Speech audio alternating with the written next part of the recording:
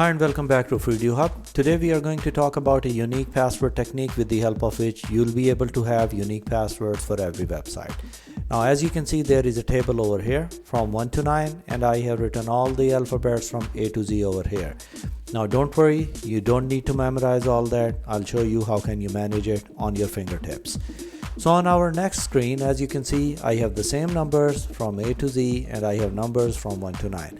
Suppose you have a website which is Google. Now, if you want to have a unique password for Google, you'll have to come up that which alphabet in this Google would you pick so that you can decide or calculate your password accordingly.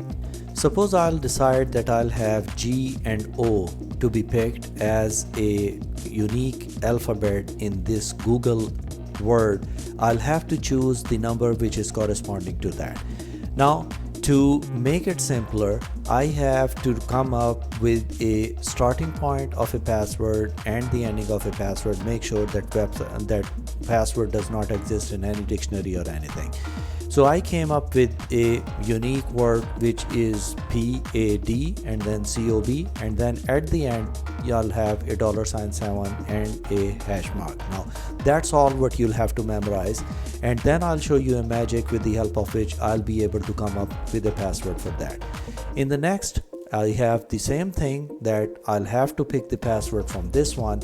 So if we are going to pick the password for G and E, so what we'll do is that we'll find it in this table where we have G and E.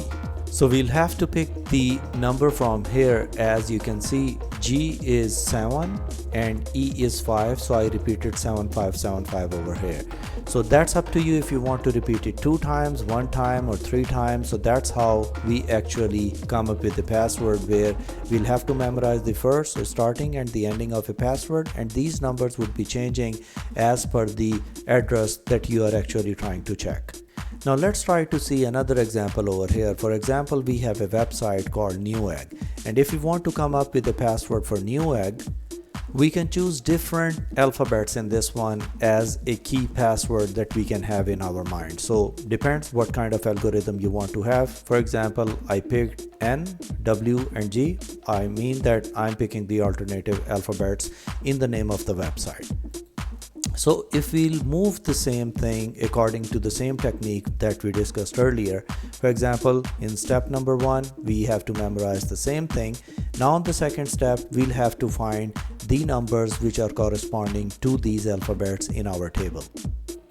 So as you can see, N is number 5, W is again number 5, and then G is number 7. So if we want to come up with a password, the password would be 557557. So we came up with a password like this one.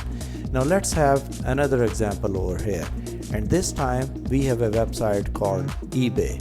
Now in this one, I'm going to pick the middle 2 alphabets, which is BA. So now we'll try to find that where is BA in our table over here.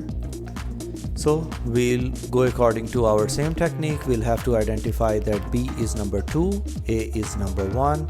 So our password would be the same initials and the last, but we change the number in between. So it's entirely up to you that which alphabet you're choosing in the website address so that you can come up with a password. Now since it's clear, we'll try to understand that how can we count it on our fingers. So as you can see, this is our hand, and now we'll have to convert these numbers into alphabets on our hand. So what we are doing over here is that we have indicated all of these sections of our fingers into numbers. As you can see, it's here from 1 to 9. So we are counting from 1, 2, 3, 4, 5, 6, 7, 8, 9. So that's where we'll be actually calculating the alphabets. Now, as you can see, I have changed number 1 to A, number 2 to B, and so on up to 9. And then we'll keep on counting on our fingers till we'll get the exact alphabets. Now, if you'll check for the first one, if we have Google and we have the number 7575, you can easily find it on your finger.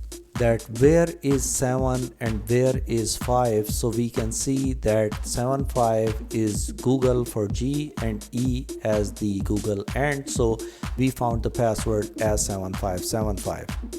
Now if we'll move to the second one, which is Newegg, and we know that now we can see that N, W and G could be found over here. As you can see, N is number 5, as you can see 5 is over here. Then we have W, and you can find W again on number 5, which is over here. And then we have G, which you can find on number 7 and indicated on your finger over here. So that's how you can count it on your fingers, that 557 557 would be there for N, W and G. Now let's try to find out for the last one. And in the last one also we have eBay, and for eBay the password is 2121, so you can say 21, it's BA. So that's how easily we can memorize the passwords. It would be on our fingertips. Now it's up to you, whatever you want to have it in the starting of the password and at the end of the password.